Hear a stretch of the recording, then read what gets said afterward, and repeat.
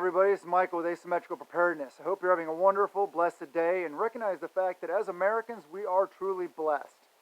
We are so lucky. We have so many things that a lot of people in the world don't have. But anyway, that's just a little positive note before I start the video.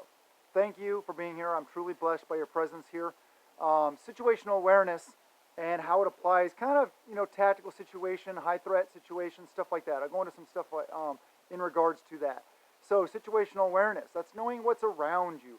You hear the term head on a swivel. What does that mean? Instead of just walking on the road and only looking in front of you, it's what's on the side of you, what's on either side of you, what's behind you, what's above you. What about the ground? What features? What do you see? Also, not walking around like this in a cell phone, like zombies, like a lot of people do. That's the zombie apocalypse right there. But anyway, also a knowledge of your area is very important. The people that live there, the people that are normal there. What is normal? What is abnormal? How do people dress? Helps you recognize people that are out of place. And customs also. What about the customs of your area? If it's a very, very diverse area, it may be a little more difficult to tell, customs. But you need to be aware. You need to know these things about your area. What is normal and what is abnormal? These are indicators of threats, potential threats. Whether it may be, a group of Antifa gathering up to do a riot or something like that, or some T-word bad guys doing some real bad. So we need to be aware of these kind of things. Look for indicators, signs something is not right. Pay attention to hairs in your neck, sixth sense, prompting from him, letting us know something's wrong. Yeah, big time. When things are abnormal, it depends on the area. Is it an area where usually there aren't that many people and there's a lot more people there? Well, that could be a potential indicator. What about an area that normally is bustling and there's nobody there?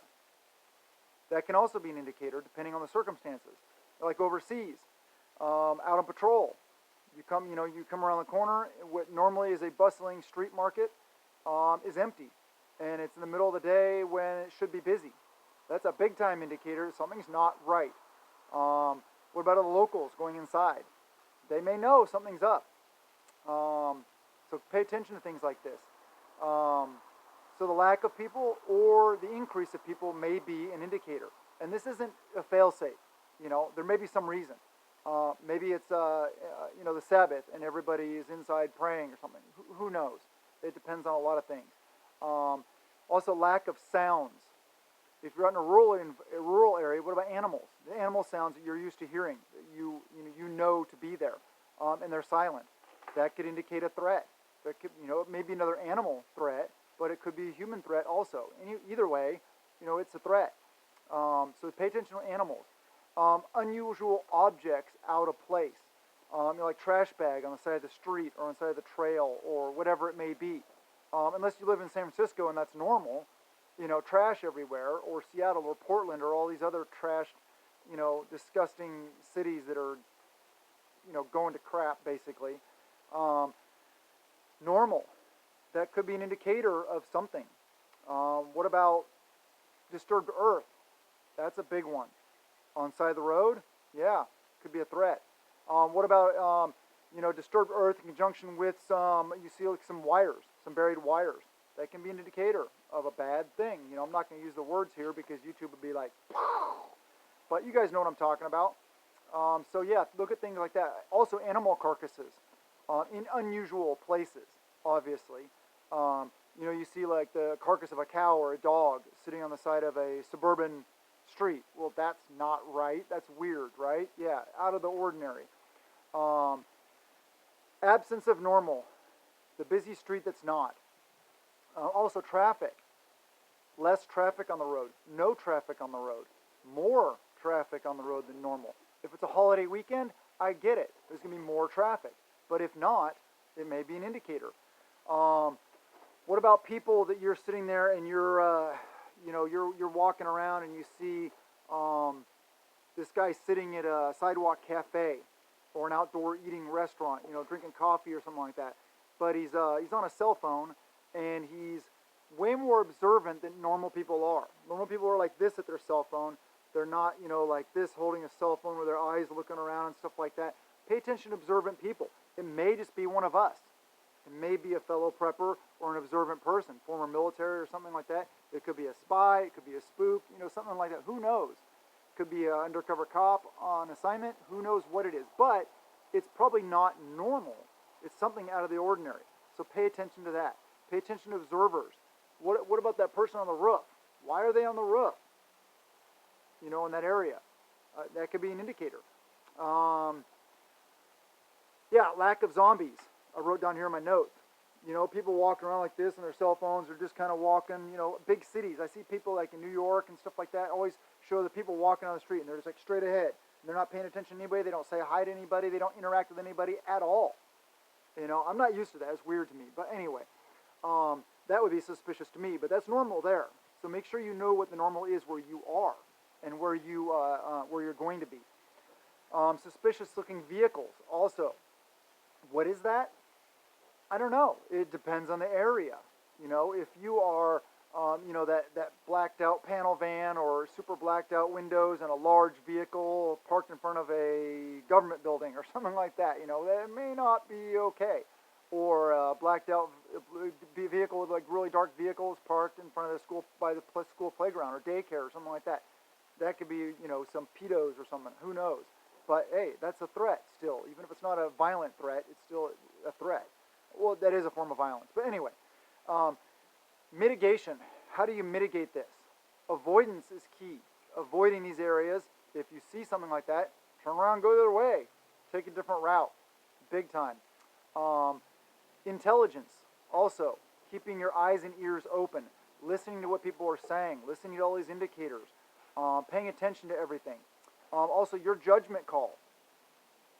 Do you just feel something's off? Pay attention to that. Local contacts in your network. What are people saying? What have people been talking about lately? What have people been seeing? Avoid routine. So you can avoid these kind of threats. No routine, no patterns. If you're in a situation where you're bugged out and you have guards out, like LPOPs, rotate them out in random times. Also, have them take random routes to and from those locations. If you're sending out patrols or scouts, send them out randomly. Send them out in random directions, random search patterns, all those kind of things. It can help mitigate any of these threats, any threats of observance and people observing your patterns and learning how to, identifying your weaknesses. So that's another thing. Also, be flexible. So vary your routes, vary your times, vary your rotations. Avoid traps, avoid being boxed in, avoid danger areas, funnels, stuff like that. So what are some of the things you can do? You can have overwatches. If you're out patrolling, you can have somebody sitting up on a hillside watching the whole area. Height equals distance of vision. The higher you are, the further you can see, the more area of observation you have. So get somebody up high. Overwatch, whether it be your bug out location, your patrol, if you lock down your neighborhood because things are going south, get somebody up on a roof to keep an eye out for the whole neighborhood. The high point, the best point, the area that is able to observe the most distance and area. That's the best way to do it. Reconnaissance and scouting also around your area. And this can be rural or urban. So in these, as you're out scouting, as you're out performing reconnaissance, you're gathering intel. You're seeing what's normal. You're seeing what's out of the ordinary. You are getting a feel for things. You are noting things. You're writing things down. You're noting where everything is. All these kind of things. So be observant. Observance is the big thing. And use all your senses, not just your eyes. Use your ears and your nose also. At nighttime, your ears are much more effective. And at night, I just talked about this in a Patreon video, but I'll cover it here a little bit. If you're trying to observe something at night, your eyes are made up of cones and rods. The rods are around the outside. That's what helps you see better at night. So if you're trying to see something at night, don't look directly at it because you won't see it. Look off to the side. And then don't hold it there forever because it'll fade away. Move your eye to the other side. Kind of go back and forth to observe it. And don't use white light. Use red or green lenses so that you don't destroy your night vision. But enough on that. I covered it on a Patreon video a lot more in depth. Observant, random, yeah, random movements. If you're out and about and you're thinking that you're maybe being observed, or if you're at your bug out location, just make that part of your normal routine. Just well, don't be routine. Make it part of your life. Say that. Observant, yeah, random movements. Complacency also. Complacency kills. Do not be complacent. Do not be sitting on the LPOP saying, "Oh gosh, I haven't seen anything in 6 months, so I'm just going to go to sleep, or I'm going to read a book or something like that." No, never. If you feel yourself starting to be complacent, then ask for a relief. Have somebody else take that position, or just take a break for a little while. Something. I don't know. It's better than just being stuck out there and not being observant. If you don't feel up to the task, if you're under the weather, something like that, anything affecting you where you cannot be fully functional and fully observant and not complacent, then remove yourself from the situation unless you are fully ready to go. Ensure you're fully ready to go at all times. Stay alert. Yeah, if not, get relieved. If you're not alert and you're on a patrol, well, let somebody know. Be aware of it. Correct it. Don't let yourself fall into complacency. Oh, I've done this a million times and this is always the outcome. No, it's not always the outcome. Murphy's Law, what can go wrong will go wrong. So be observant and make sure you're not falling into that trap. Mental state. Your mental state, you always need to be assessing your mental state, making sure that you are ready for the task, that you're up to it, your on switch is flipped, up, you are on, you are observant, your head is on a swivel, you're ready to go. You got your senses tingling, all the stuff. You're like, go, go, go, okay, let's go, let's do this thing. You're jazzed up, ready to go. Make sure you're motivated. That's the big thing, motivated. Mental state, also reaction time. How quickly do you react to something happening? A lot of that comes from training, muscle memory. That's how you get good reaction time. That's why we train shooting all the time. That's why we train weapons transitions from like primary to secondary. Bam, reloads. It's all about reaction time. If you can, and OODA loop, which I'll talk about in another video. So that's observe, orient, decide, and act. That's the decision-making process that we all go through. Trying to shorten that, get inside other people's OODA loop, so that you can be on top of them. You can get a jump on them. You can engage them, eliminate that threat before you get eliminated. So that's part of it. Muscle memory, yeah, so training. I talk about that all the time. Also visualization. Visualization is a key that a lot of people use, businesses use. Very, very successful people use visualization. Athletes use visualization. They visualize themselves running that race. They visualize themselves passing those people. They visualize themselves crossing that finish line, breaking that tape. Same thing. Visualize perfection. Visualize excellence. It'll help you be better. It'll help you be quicker. It'll help you just in all aspects. It'll get you mentally ready and mentally prepared for all this. Wargaming. Wargame all the possibilities. What could go wrong? Murphy's Law. What can go wrong will go wrong, right? So what can go wrong? What are the possibilities out there? What are the threats? All those kind of things. Semper Gumby. Always flexible, right? You need to be ready for anything. Quick reaction. Just not so set in your ways that you can't do anything outside the box. That's basically what I'm getting at. You need to be flexible to new situations, dynamic. Combat and dangerous situations like that are not set. They're fluid. They're always changing. They're always moving. So you need to be flexible and be able to adapt to changes quickly and effectively.